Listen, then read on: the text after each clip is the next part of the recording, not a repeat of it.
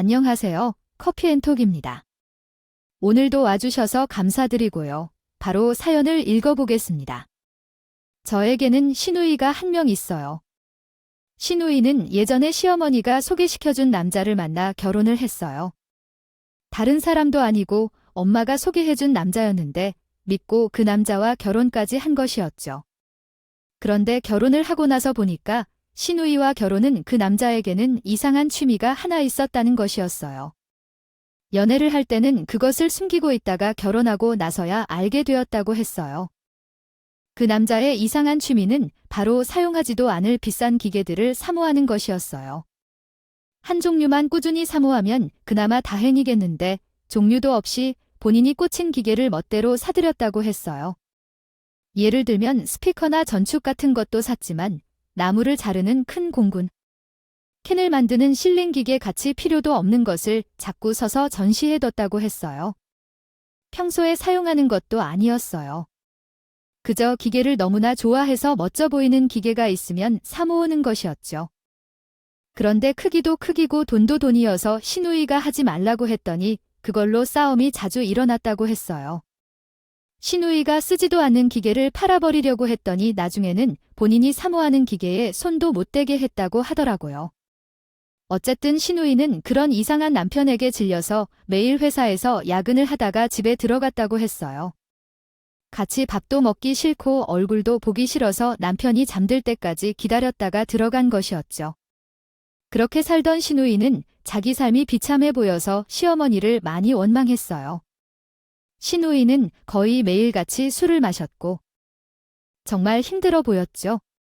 시누이는 술을 마시고 와서 시어머니를 붙들고 이렇게 원망하기도 했어요.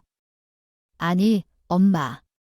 딸한테 어떻게 그런 남자를 소개해 줄 수가 있어? 아무리 몰랐다고 해도 좀 더 잘 알아봤어야지. 그랬으면 내가 이 고생을 안 했지? 내 팔자가 이게 뭐야? 엄마가 책임질 거야.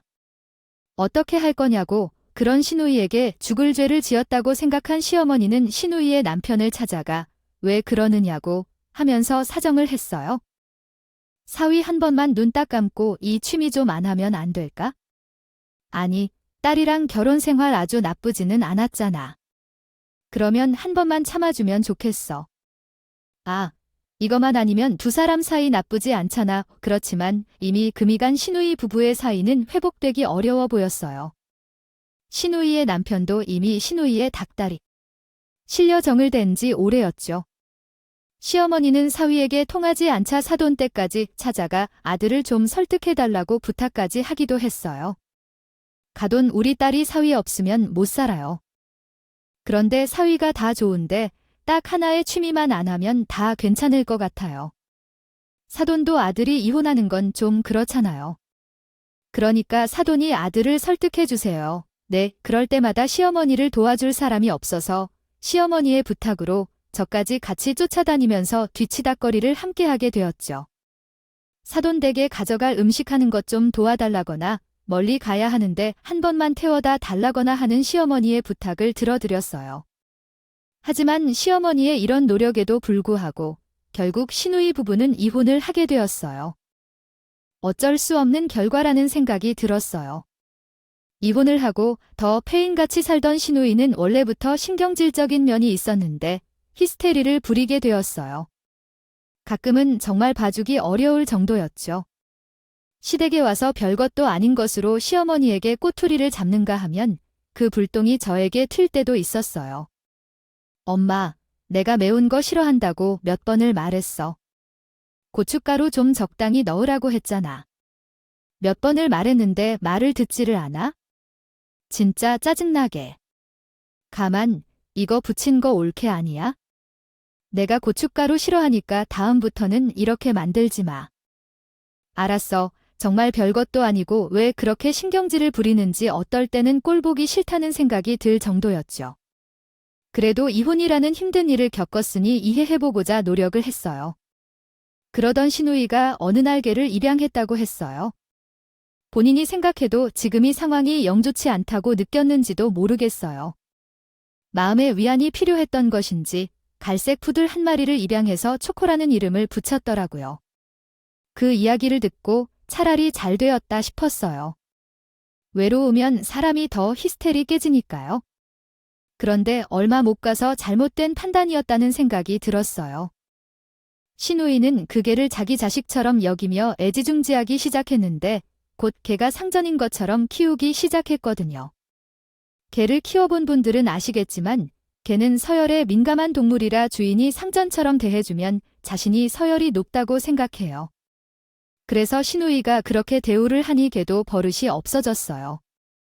게다가 신우이는 초코라는 개가 다른 식구들보다도 우선이라는 듯이 굴었죠. 한 번은 초코를 시댁에 데리고 왔기에 제가 닭가슴살을 삶아준 적이 있었어요. 간을 하지 않고 닭가슴살을 삶은 다음 찢어서 초코 앞에 놓아주려고 했더니 신우이가 제 손을 찰싹 때리는 것이었어요. 우리 애가 거지도 아니고 왜 바닥에서 먹게 해 이리네. 내가 줄 테니까. 그러더니 신우이는 초코를 식탁에 앉은 다음 그릇에 담아서 닭가슴살을 타령했죠. 그렇게 초코가 맛있게 먹은 것은 괜찮았는데 그 뒤로 사람들이 식탁에 앉아 밥을 먹을 때 식탁 위에 음식들을 탐냈어요. 무릎 위로 뛰어 올라와서 마음대로 집어먹으려고 하기도 하고 못 올라오게 하면 식사 내내 짖기도 했죠. 그것 때문에 신우이가 개를 데리고 시댁에 오면 정말 신경 쓸 것이 많았어요. 정말이지 신우이가 개 교육을 못 시키는 티가 너무나 힘들어요. 그런데 신우이가 회사에서 지방으로 발령이 나게 되었어요. 지방에서는 회사 기숙사에서 살아야 했는데 기숙사에서는 개를 키우면 안 된다고 해서 어쩔 수 없이 발령 기간 동안 개를 시댁에 맡기게 되었어요.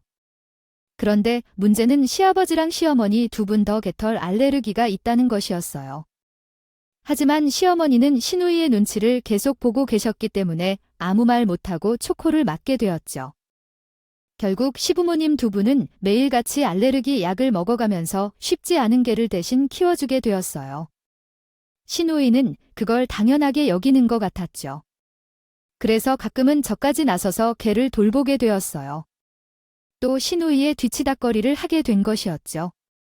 시부모님이 컨디션이 안 좋은 날에는 알레르기 반응이 더 심해졌기 때문에 그런 날은 제가 개를 데리고 와서 돌봐야 했어요. 당시 저희 집 아이가 어려서 툭하면 사람을 무시하는 개를 오래 데리고 있기는 어려웠어요.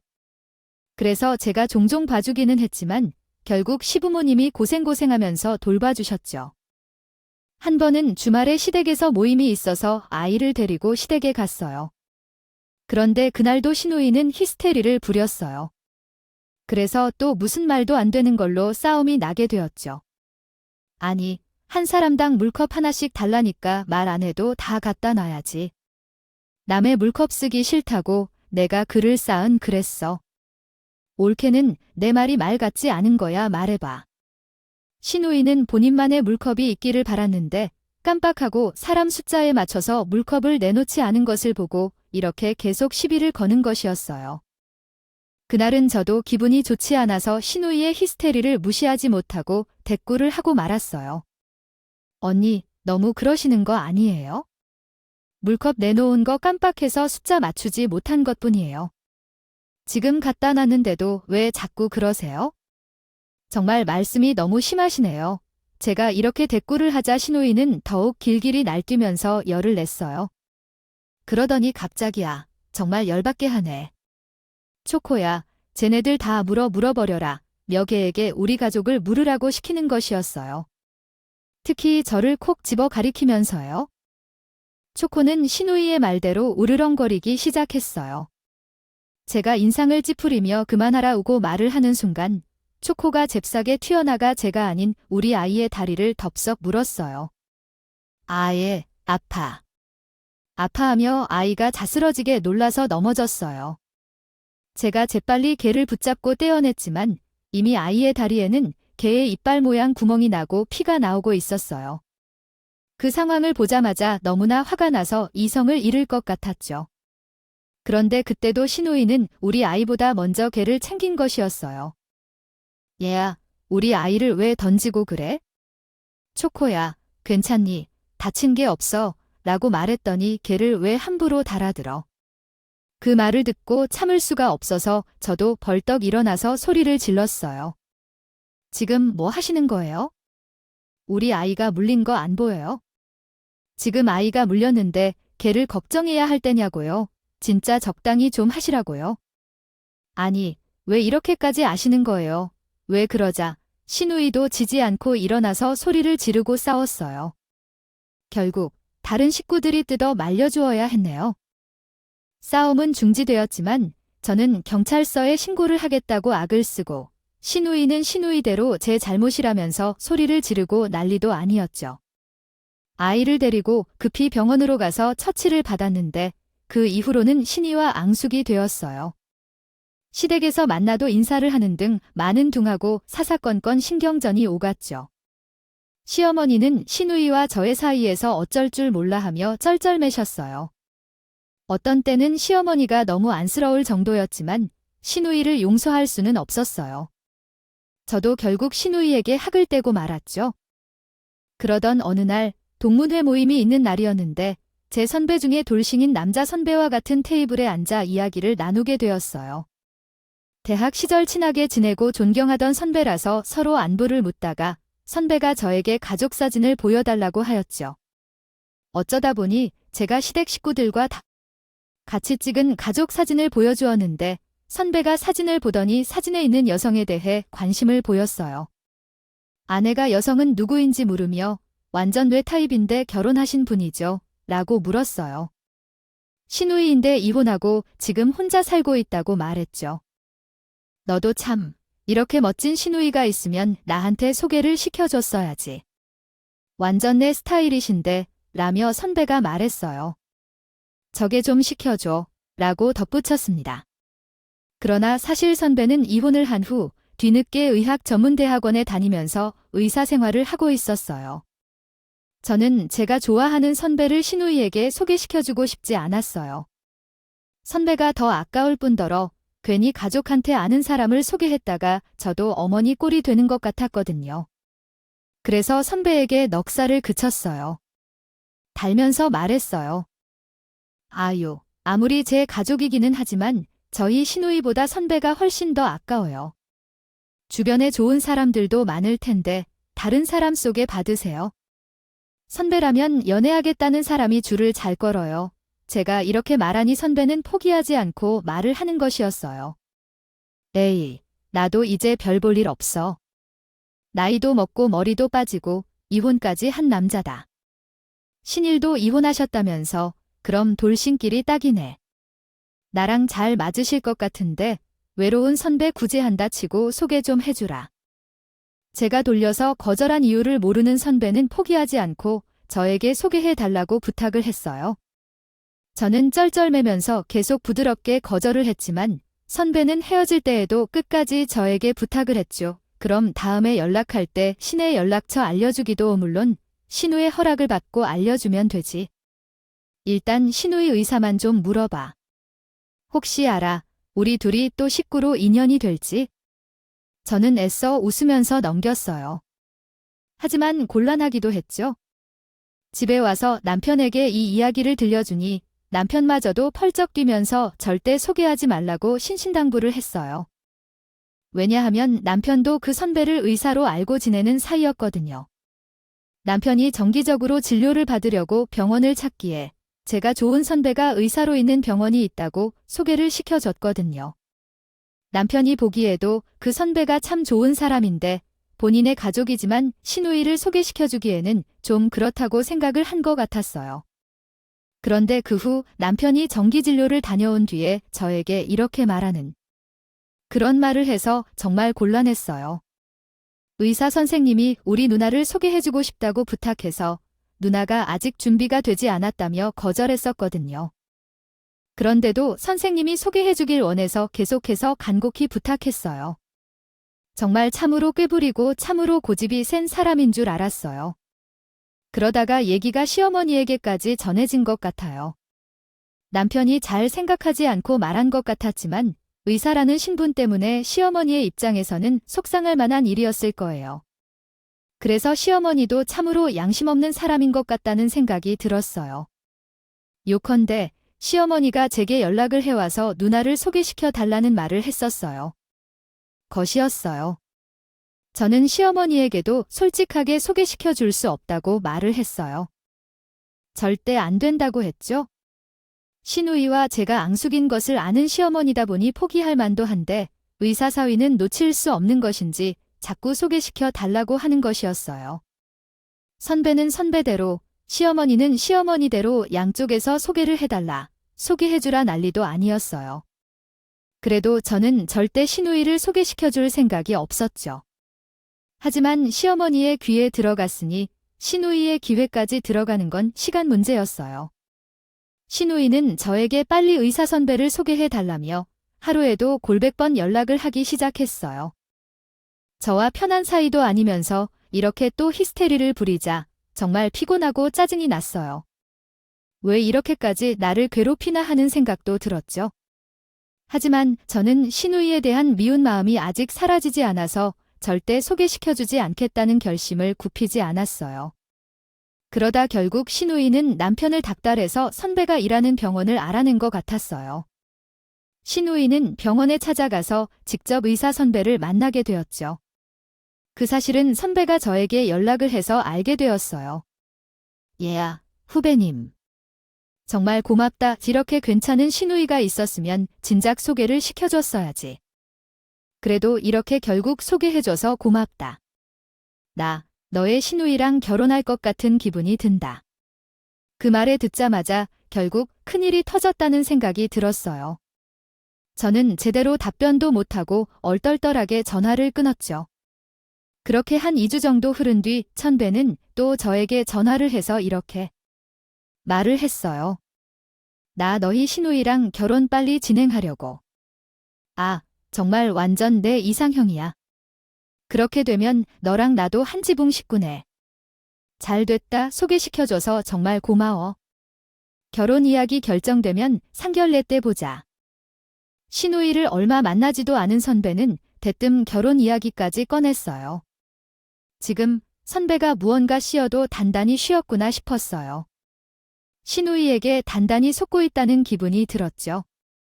제가 정말 존경하는 선배인데 이런 선배의 인생이 망가지는 것을 그냥 보고만 있을 수는 없다고 생각했어요. 그래서 결국 저는 시누이의 진짜 얼굴을 선배에게 직접 보여주리라 다짐을 했어요. 얼마 후 시어머니 생신이 다가왔어요. 이런 시대 행사가 있을 때마다 시누이는 변함없이 히스테리를 부렸고 그럴 때마다 저와 마찰이 있었어요. 그래서 시어머니 생신 때 시누이의 진짜 모습을 보여줘야겠다고 생각했어요. 벌써 결혼 이야기가 오가는 사이라면 시댁에 오는 것이 어색하지는 않을 테니 선배를 초대할 생각이었죠. 단, 남편을 제외한 시누이나 다른 시댁 식구들은 아무도 모르게 말이에요. 사실 그 전에 저는 선배를 한번 찾아가서 이야기를 하자고 요청했어요. 결혼 생각이 들뜬 선배는 신이 난 표정으로 저를 만나러 왔는데 제가 심각한 표정으로 시누이에 대해 이야기를 했죠. 저 선배, 결혼 생각까지 하시는데 이런 이야기를 해서 죄송해요. 하지만 제 양심상 선배가 충격에 빠지는 모습을 볼 수는 없어서요. 시누이에 대해 이야기를 드려야겠어요. 그리고 조만간 시어머니 생신인데 그날 시누이의 진짜 모습을 보여드릴게요. 그리고 선배에게 시누이와 있었던 일들을 어느 정도 이야기를 해줬어요. 시누이의 진짜 모습을 본 뒤에 결혼을 결정하라며 신신당부를 했죠. 제가 하도 그렇게 이야기를 하니 선배도 결국 반신반의하는 마음으로 알겠다고 했어요. 나는 지금 내 말을 다 믿지는 못하겠지만 내 말대로 만난 지 얼마 안 된 사람과 결혼을 결심한 것은 맞아. 그러니 상대를 다 안다고 할 수는 없겠지? 좀 찝찝하기는 해도 내 말대로 너희 시누이한테 장모님 생일날 찾아가겠다는 말은 하지 않고 찾아갈게. 그러면 되는 거지? 그래도 오랜 인연이다 보니 선배가 제 말에 수긍해 주어서 다행이었어요. 그래서 그날 선배는 남편과 함께 차를 타고 와서 주차장에서 기다리고 있었어요. 남편과 선배에게 제가 올라오라고 연락을 할 때 올라오라며 신신당부를 해주었거든요. 두 사람은 그러겠다고 했지만 제 계획은 몰랐을 것 같아요.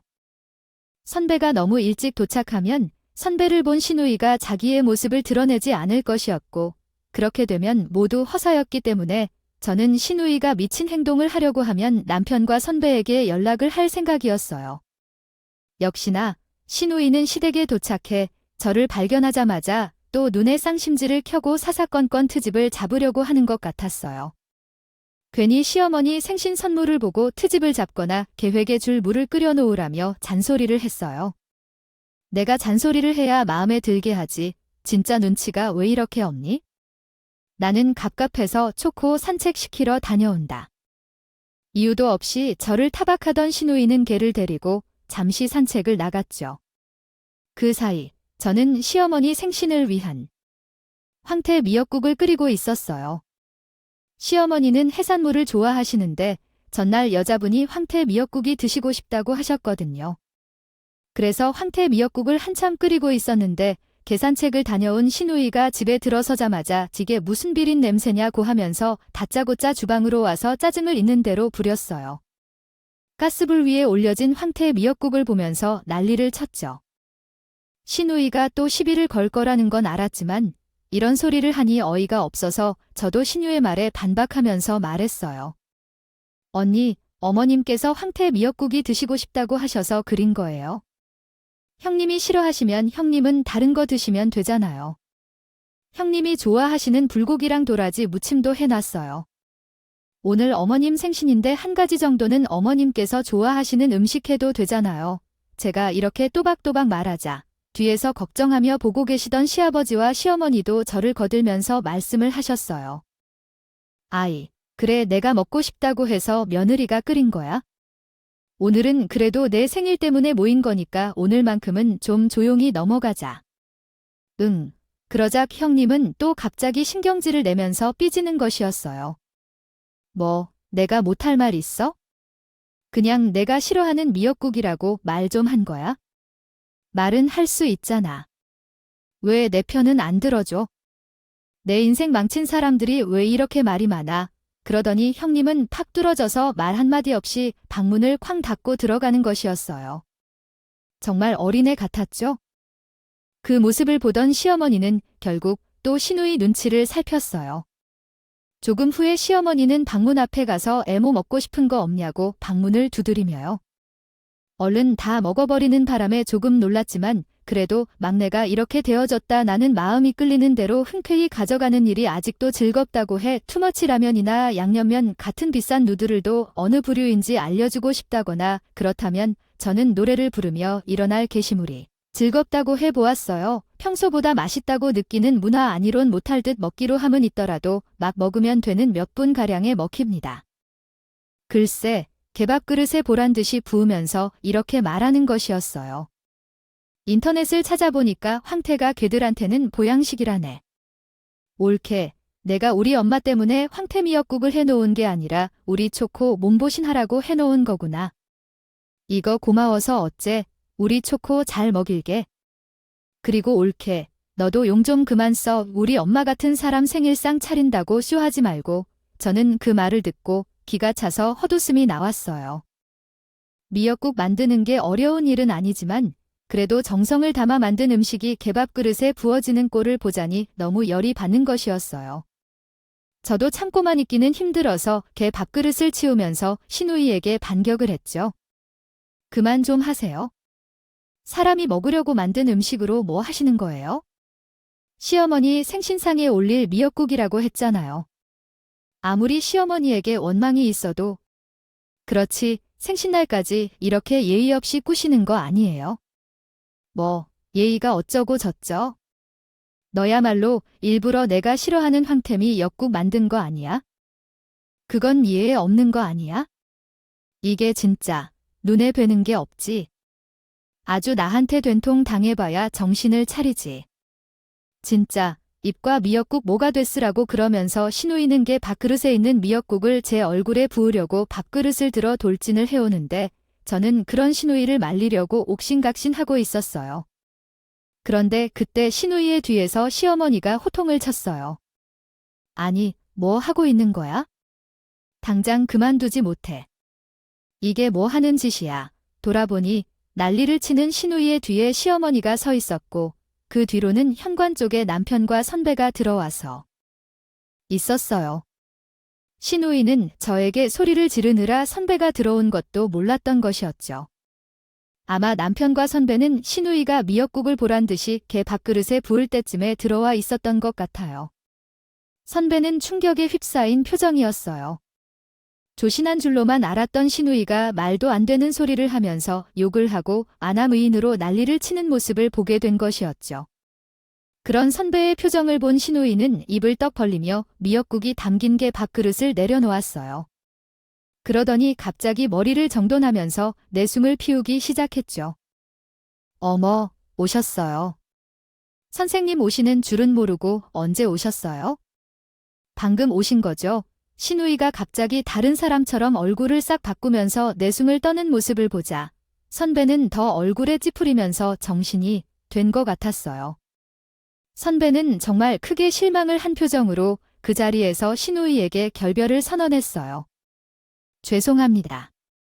결혼은 없던 일로 하면 좋겠어요. 제가 결혼하고 싶다는 마음에 어떤 사람인지 제대로 알아보지도 않고 성급하게 결정한 것 같아요. 이런 모습 많이 놀랐고 좀 많이 실망스럽네요. 죄송해요. 전 먼저 나가 보겠습니다. 그 말을 들은 시어머니는 대뜸 신우이의 등짝을 세게 내리치면서 대성통곡을 하는 것이었어요. 아이고 이 화상아이 못난 거사. 정말 왜 이러고 살아. 왜 이혼한 지 한참이 되었으면 정신 차릴 때도 되었잖아. 왜 미친 사람처럼 이러고 사냐고 할 거면 부모 원망만 하면 되지.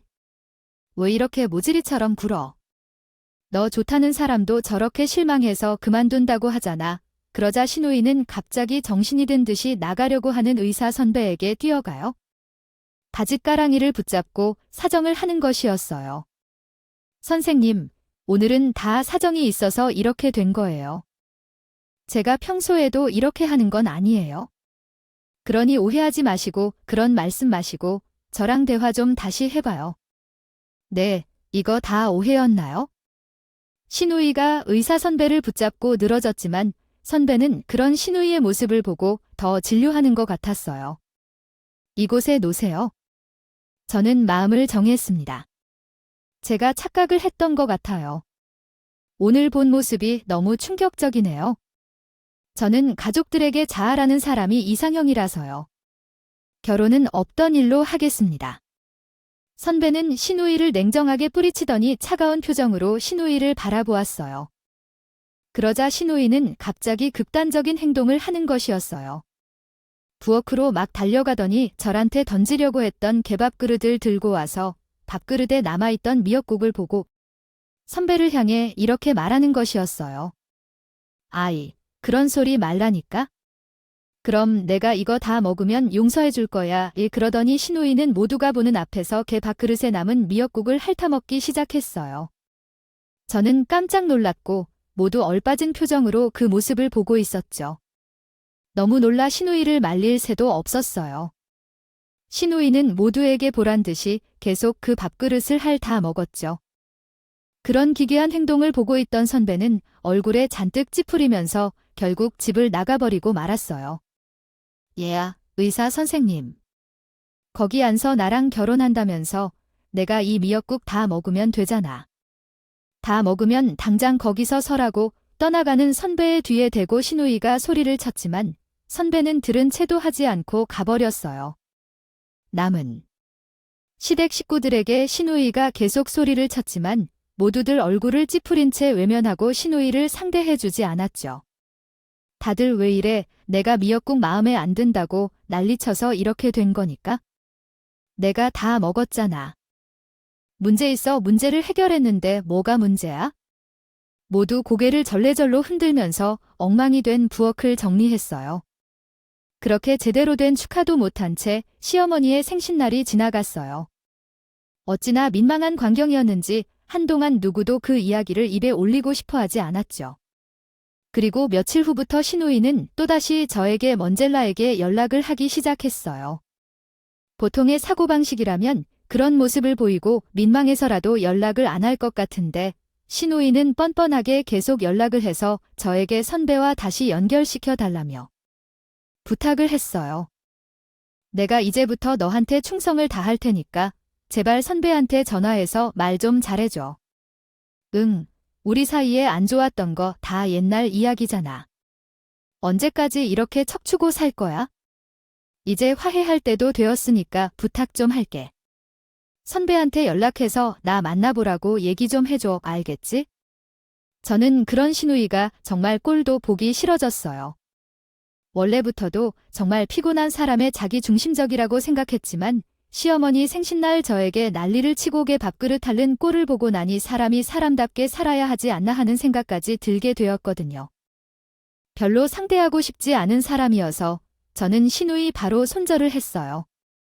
끈질긴 연락을 받기 싫어서 문자와 전화 전부 다 차단하고 시댁에도 당분간은 발길을 끊었어요.